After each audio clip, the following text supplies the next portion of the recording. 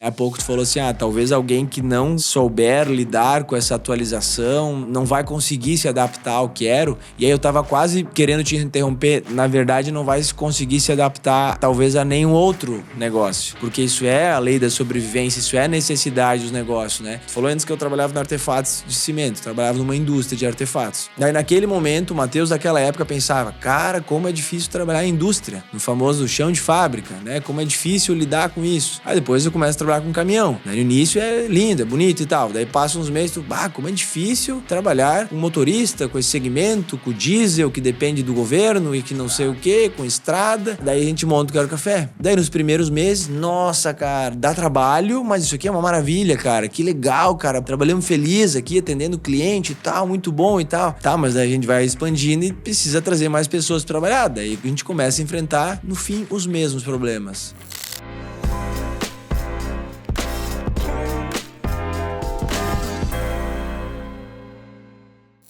Há umas 3 semanas atrás, a gente visitou uma indústria têxtil muito legal.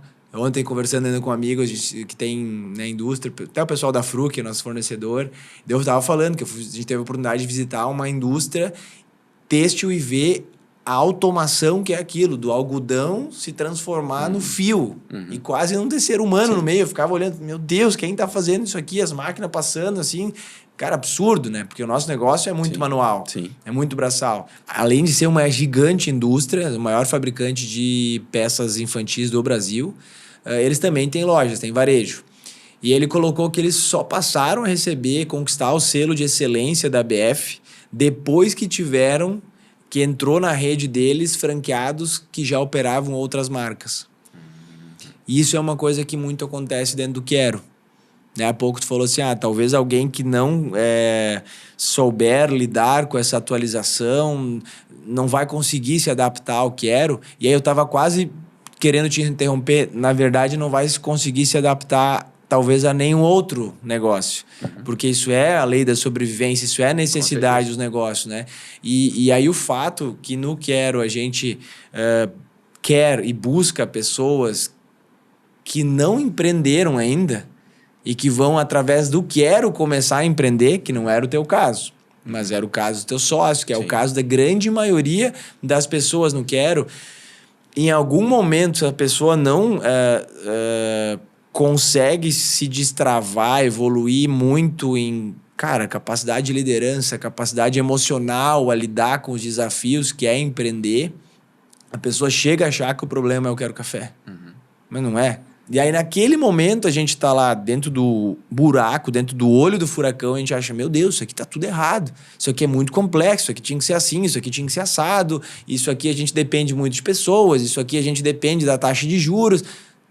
Tudo isso aí, todo mundo depende disso. Todos os negócios dependem disso, né? Então, é um desafio que a gente vive, porque eu falo que hoje a gente é um formador de empreendedores. É um formador de líderes. A gente entendeu isso, que as pessoas não vêm prontas sabendo liderar, que a gente tem que fazer essa formação, né?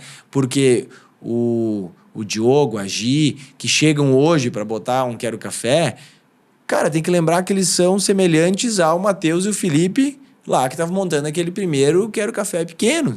Que não sabiam direito liderar, que não sabiam ter uma conversa de feedback, que tinham medo de sentar, que passava um ano precisando ter aquela conversa e não tinha aquela conversa, porque se sentia refém daquilo, né? Então, com esse amadurecimento, a gente vai se desenvolvendo e acho que é um pouco isso que talvez dá para falar.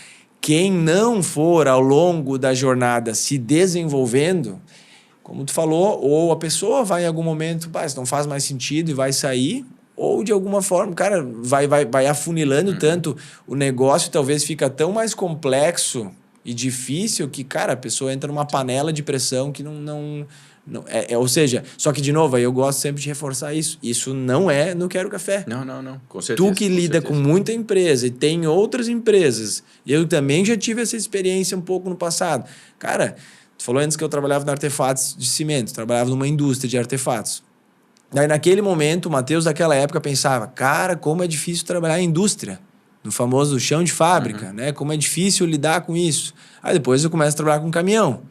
Daí no início é lindo, é bonito Sim. e tal. Daí passa uns meses, como é difícil trabalhar com motorista, com esse segmento, com diesel, que depende do governo e que não sei o quê, com estrada. Tá, daí a gente monta o Quero Café. Daí nos primeiros meses, nossa, cara, dá trabalho, mas isso aqui é uma maravilha, cara. Que legal, cara. Pô, trabalhamos feliz aqui, atendendo o cliente e tal, muito bom e tal. Tá, mas daí a gente vai expandindo e precisa trazer mais pessoas para trabalhar. Daí a gente começa a enfrentar, no fim, os mesmos problemas. De novo, são desafios. Nem dá para chamar de problema, cara. São desafios que estão aí para serem superados, né? Há poucos dias atrás a gente teve uma qualificação interna lá também. Ele traz muito essa questão dos desafios, né? Porque tem pessoas que estão procurando sempre a felicidade, mas ela nunca chega, né? Por quê? Porque elas entendem o desafio como um fardo, né? Elas não entendem o desafio como uma coisa bacana, uma coisa que faz parte, uma coisa que também traz felicidade. Poxa, eu poder segunda de manhã levantar para trabalhar, ter um lugar para trabalhar, ir lá, vai ter papel na minha mesa, vai ter caneta na minha mesa, vai ter computador na minha mesa, com certeza vai ter vários desafios, mas isso faz parte da minha felicidade, né? Se eu não reconhecer isso, eu vou acabar tendo uma vida frustrada, né? Então, eu acho que tá bem certo isso que tu falou. Não é no Quero Café, né? Em todos os negócios acontece isso. E quando tu traz para um nível de sócio, de dono, de líder interno, né? O desafio, na minha opinião, ele é diferente, né? Por quê? Porque tu precisa saber lidar com pessoas. O técnico ali, tu ensina mais fácil, né? Saber fazer um café, saber fazer um prato, né? Isso, se tu tiver checklist, tu participar do treinamento, eu acredito que é mais fácil. Mas ter, por exemplo, como líder, uma conversa sincera com o teu colaborador, né? Falar com ele, botar o dedo na ferida muitas vezes, né? Porque ele vai reconhecer como algo ruim, né? E você está ajudando na Quase construção como uma dele. agressão no primeiro momento, né? Com certeza. Então, isso eu acho que é um desafio para todo o negócio, né? Saber liderar, saber fazer gestão do negócio, das pessoas, principalmente. Eu acho que esse é um desafio e tu sabe importante. Que depois eu quero que tu conte algum desafio da tua jornada em que teve momentos que tu buscou essa felicidade incessantemente, que tu não entendeu que hoje tu entende, né? Eu também entendo. Sim. Talvez amanhã depois eu e tu vamos passar por um desafio emocional, pessoal de novo, mas e talvez um monte de gente está ouvindo e não consegue entender o que a gente está falando e parece um papo meio filosófico, assim, mas é saber que a felicidade está no dia a dia e nos desafios. Isso tudo faz parte do como da felicidade. Se a felicidade está vinculado a não enfrentar desafios e problemas, eu ia falar um palavrão, né? Tu não vai encontrar essa felicidade. Exato. Ela não vai chegar lá, ela não está num lugar lá que tudo é perfeito, né? E por isso que é legal de oxigenar a cabeça, de conversar com outras pessoas e de, se necessário for, até empreender em outro segmento para ir lá e valorizar. Não tem até aquela... Eu não me lembro do como se chama esse ritual, mas alguns, uma vez por mês, uma vez por semana, dormem no chão para lembrar o quão bom é a cama, né? Então, às vezes, assim, cara, conversar com alguém que vai ser sincero e vai dividir as dores do outro segmento é importante. E nessa visita dessa fábrica aí, nós tava junto comigo mais 4 franqueados. Tiveram a oportunidade de ir junto. E foi sensacional. Porque às vezes a gente tá ali, assim, reclamando, né? Um pouco angustiado pelo nosso desafio de gerir 15 a 20 pessoas.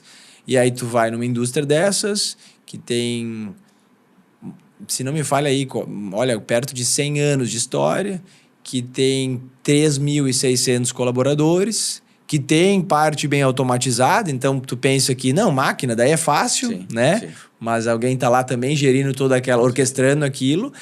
E depois tu entra para uma outra parte que era totalmente manual e que era um serviço, cara, tailor-made, assim, lá do tempos modernos, assim, a pessoa se virando, aí tu, no mínimo tu tá olhando aquilo e pensando assim, não é difícil só para mim, né? E eles estão aqui.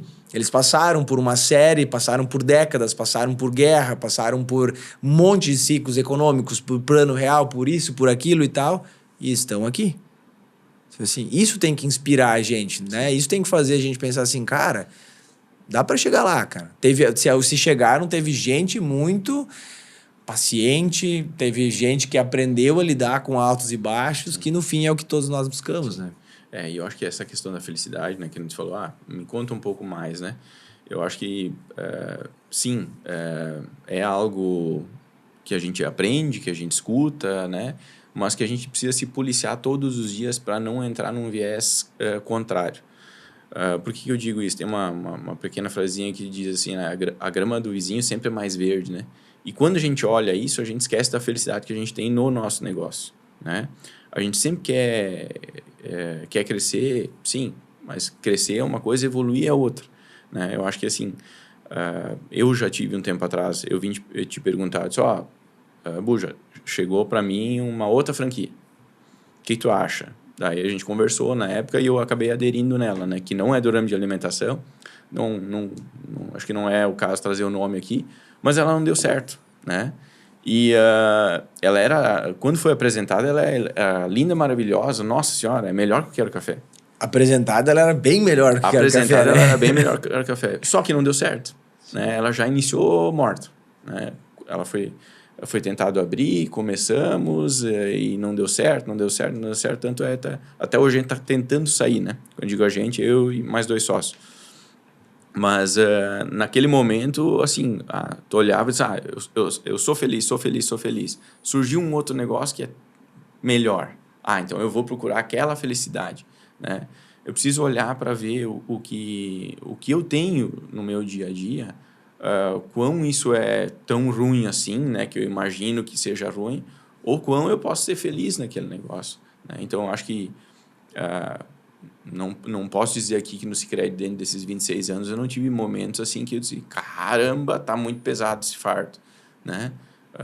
A gente vive... Bom, o Brasil vive crise econômica a vida inteira, né?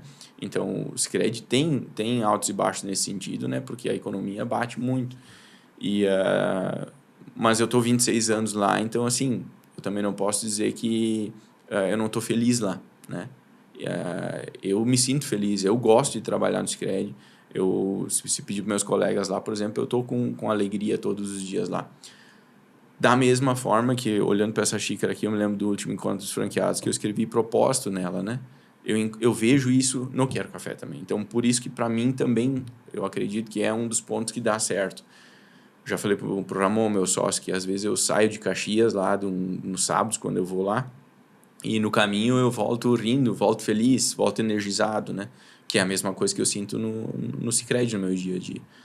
Mas, por exemplo, eu participei de outros negócios que eu não sentia essa felicidade, digamos assim, essa conexão, digamos.